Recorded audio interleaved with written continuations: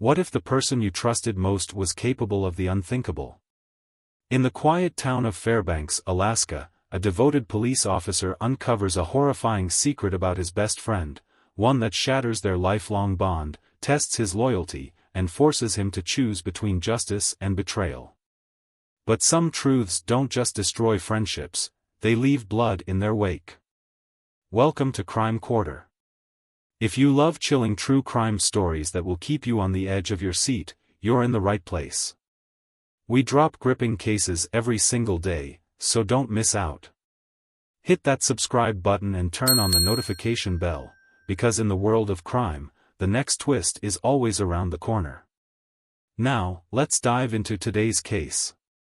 Meet Officer Kelvin, a dedicated and respected police officer in the small, tight-knit town of Fairbanks, Alaska, known for his unwavering commitment to justice and his deep love for his 14-year-old son, Johnson, a bright and athletic boy who loved playing basketball and looked up to his father. But Kelvin's world was shattered one fateful night when he discovered that his best friend, Joe, a man he had trusted like a brother, someone who had been a constant presence in his life and his son's, had committed an unthinkable act of betrayal by sexually abusing Johnson, a revelation that would push Kelvin to the edge of his morality, test the limits of his loyalty, and force him to confront a rage so consuming that it would change the course of their lives forever.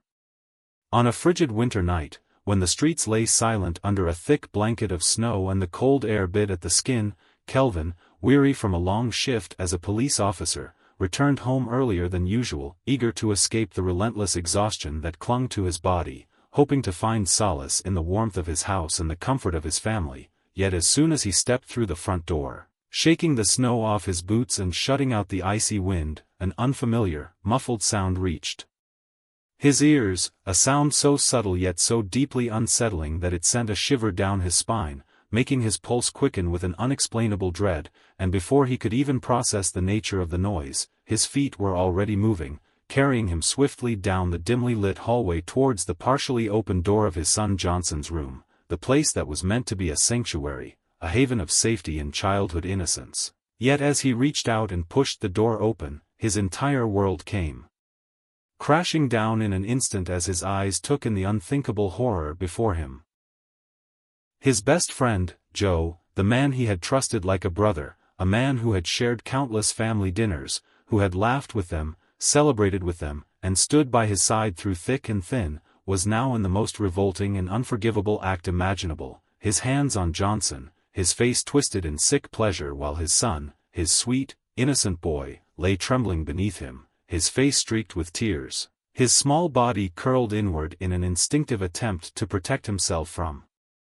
the nightmare that was unfolding. And in that moment, time seemed to freeze, the air in the room turning suffocatingly heavy, the walls closing in, and Kelvin, gripped by an all-consuming, primal fury that obliterated every rational thought, lunged at Joe, grabbing him by the collar with a strength fueled by rage and heartbreak, slamming him so forcefully against the wall that picture frames rattled and the sound reverberated through the house like a thunderclap, his voice, raw with fury and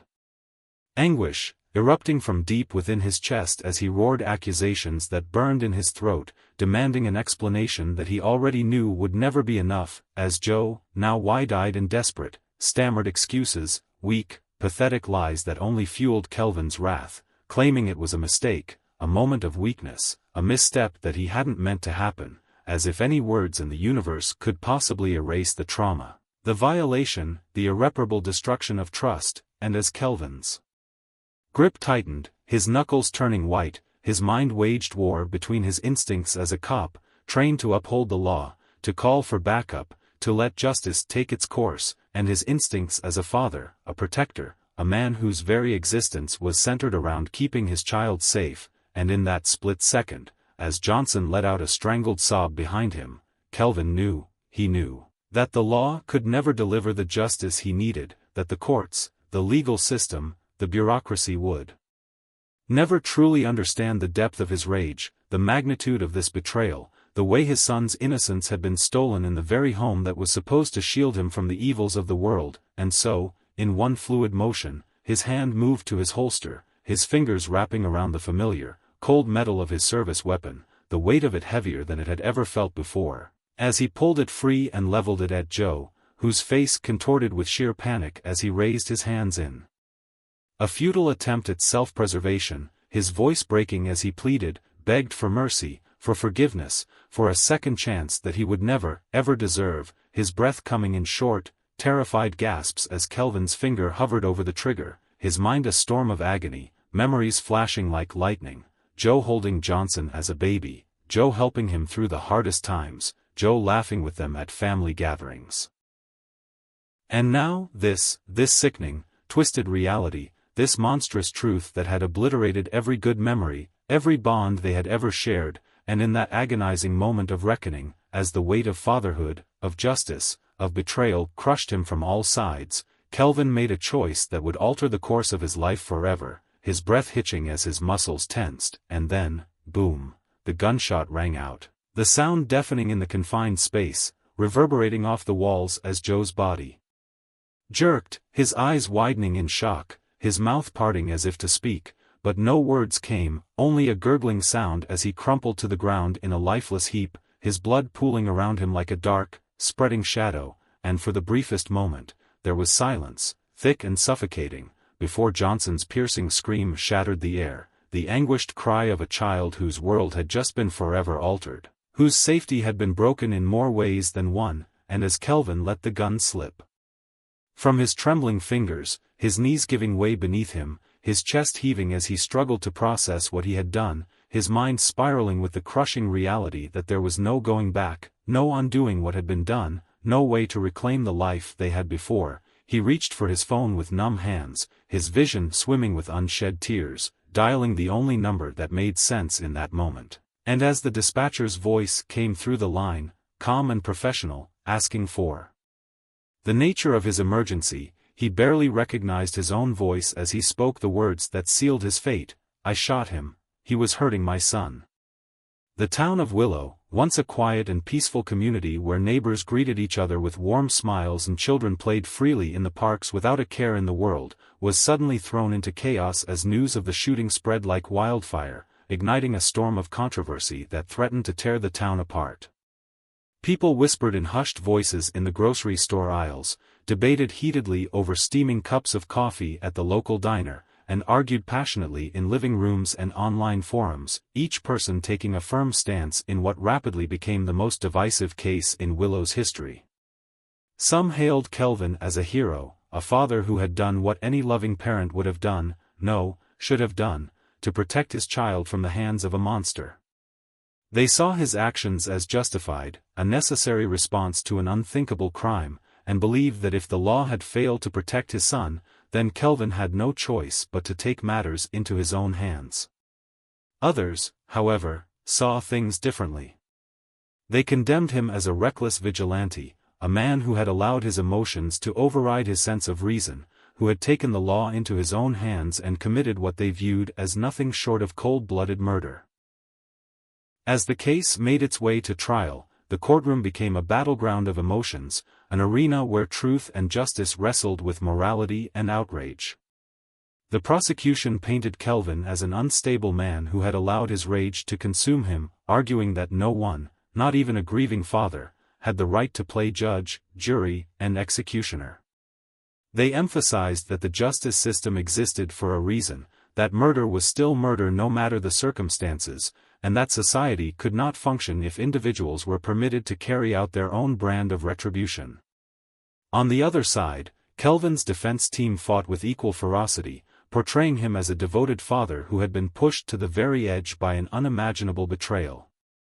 They reminded the jury that when Kelvin walked into that room, he hadn't found just any man, he had found his best friend harming his son, in his own home, the one place where his child was supposed to be safe. They argued that no parent could have acted any differently, that his response had not been premeditated murder but rather the uncontrollable, instinctive reaction of a man who had been confronted with the worst horror imaginable.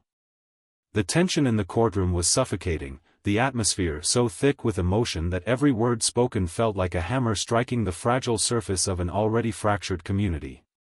But just when it seemed that the case would be fought purely on the basis of morality and legal technicalities, shocking new details began to emerge, details that would send ripples of horror through the town and shake the very foundation of the trial itself. Investigators, digging into Joe's past in an effort to understand the man at the center of the case, uncovered a chilling history of predatory behavior that had somehow gone unnoticed for years. Evidence surfaced suggesting that Joe had not only been grooming Johnson but had also targeted other children in the community, his actions so carefully calculated, so meticulously concealed, that no one had ever suspected a thing. Parents who had once trusted Joe, who had invited him into their homes, who had let their children play under his watch, now found themselves questioning every past interaction, every friendly smile, every seemingly innocent gesture. How had they missed the signs? How had they allowed a predator to walk freely among them for so long? But the most shocking revelation came when, one by one, other victims stepped forward. Their stories, eerily similar to Johnson's, painted a gruesome picture of a man who had spent years weaving an intricate web of deception, hiding his true nature behind the guise of a friendly, familiar face. The courtroom was filled with gasps as the evidence mounted, each new piece more damning than the last. The lines between right and wrong, once drawn so clearly, began to blur. What had first seemed like an open-and-shut case of murder was now something far more complicated. Would the justice system have ever exposed Joe's crimes had Kelvin not acted? Or had Kelvin robbed the legal process of its ability to bring closure not just to his son, but to all of Joe's victims? Was this an act of justice, or had Kelvin, in his fury, unknowingly silenced the voices of others who had suffered in secret for so long? The weight of these questions pressed down on everyone in the courtroom like an unbearable force. The townspeople, who had so quickly rushed to judge Kelvin, now found themselves grappling with a deeper, more haunting uncertainty. Had Willow, their home, been complicit in Joe's crimes by never questioning him? By trusting too easily? By failing to see what had been right in front of them? As the trial neared its conclusion, the air in the courtroom became electric with anticipation, every person in attendance waiting to see how the scales of justice would tip. The jury sat with heavy hearts, burdened by the gravity of the decision they would soon have to make. Outside the courthouse, reporters swarmed like vultures, broadcasting every development to an audience desperate for answers, for closure, for some sense of resolution in a case that had left their town in a state of emotional ruin. But as the final arguments were made and the judge prepared to deliver his instructions, a deafening silence fell over the courtroom. It was the kind of silence that spoke louder than any words, the kind that carried the weight of grief, of betrayal, of a town that would never again be the same. And in that silence, one question remained, looming over everyone like a specter that would not be ignored: how many more lives had Joe destroyed, and how had he managed to evade suspicion for so long? The trial had reached its boiling point, the atmosphere inside the courtroom thick with anticipation, tension, and an overwhelming sense of finality. Every seat in the gallery was filled, every eye locked onto the central figure in this tragedy, Kelvin, the man who had once been a respected officer of the law, now sitting as a defendant, his hands clasped tightly together, his face worn and lined with exhaustion, the weight of his choices pressing down on him like an unbearable burden. Across the room sat Johnson, his young face pale and drawn, the light that once danced in his eyes now dimmed by the shadows of trauma and loss. The hushed murmur of the courtroom faded into silence as Johnson took the stand, his small, trembling hands gripping the wooden railing as he prepared to share the nightmare that had shattered his childhood.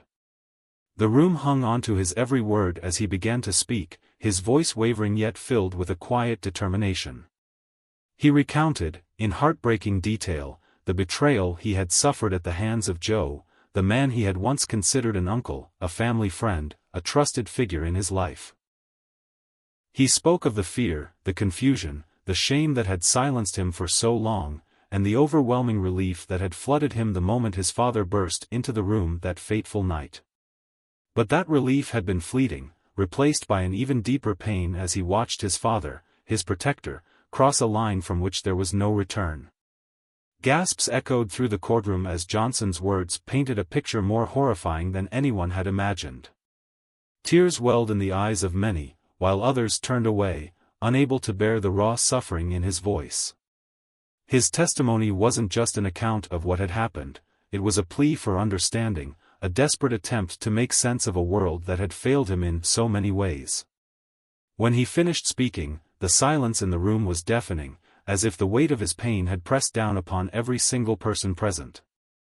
Then came the prosecution's turn, and they wasted no time in reminding the jury that, despite the horror of the crime committed against Johnson, Kelvin's actions had been unlawful. With measured words and practiced intensity, they argued that no one, no matter how justified they felt in their rage, had the right to take justice into their own hands. They painted Kelvin as a man who had allowed his emotions to overpower his training, who had acted as both judge and executioner in a moment of uncontrolled fury. Their argument was clear: Joe had been a monster, but even monsters deserved to be held accountable under the law, and Kelvin's decision to kill him had robbed other victims of the chance to see their abuser brought to justice in a court of law. On the other side, the defense wove a different story, a story of a father who had been pushed beyond the limits of human endurance, who had walked into his home expecting to find peace but instead found his worst nightmare unfolding before his eyes. They argued that Kelvin had not acted with cold-blooded intent but with the desperation of a man who had seen the one thing he loved most in the world being destroyed right before him. How could anyone expect a father to remain rational in the face of such unspeakable horror? How could anyone say with absolute certainty that they would not have done the same? The defense urged the jury to see Kelvin not as a murderer, but as a father, one who had made an impossible choice in an impossible moment. The jury deliberated for hours, the weight of the decision pressing down on them like an anvil. And then, at long last, the moment arrived. The judge returned to the bench, the gavel in his hand, a symbol of the justice system that now had to decide the fate of a man who had taken justice into his own hands. The room held its breath as the verdict was read: guilty of manslaughter. The courtroom erupted in a mixture of gasps, cries, and muted whispers. Some clutched their faces in disbelief, tears streaming down their cheeks as they realized that Kelvin, a man they saw as a father first and a criminal second, would be sent to prison for the very act that had saved his son. Others nodded solemnly, believing that, despite the tragedy of the situation, the law had been upheld.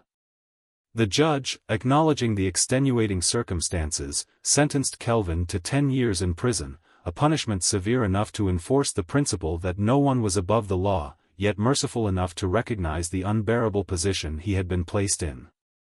As Kelvin stood, his hands now bound in cuffs, he turned to look at his son one last time before being led away. Their eyes met across the room, and in that silent exchange, more was spoken than any words could ever convey. Johnson, still just a boy yet forced to carry the weight of an experience that no child should ever endure, looked back at his father with sorrow, love, and something deeper, a quiet strength, a promise that he would endure, that he would carry on despite everything. As Kelvin disappeared through the doors, the story did not end. The town of Willow would never be the same, forever haunted by the tragedy that had unfolded within its borders. Families whispered about it in hushed tones, parents held their children a little closer at night, and people who had once believed in the unwavering line between right and wrong found themselves questioning just how clear that line truly was. Was Kelvin truly a criminal, or was he simply a father who had done what any parent would have done in his shoes? Had justice really been served, or had the legal system failed to account for the human heart's instinct to protect at any cost? In the end, there were no easy answers, only lingering questions and a deep, unsettling realization that sometimes, the greatest tragedies are not those of clear villains and heroes, but of ordinary people forced into extraordinary circumstances, making choices that no one should ever have to make. And as the echoes of the gavel faded into the corridors of the courthouse, the world was left to wonder, if you were in Kelvin's shoes, would you have done anything differently?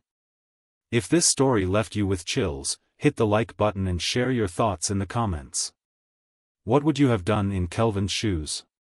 Don't forget to subscribe for more gripping true stories that will keep you on the edge of your seat.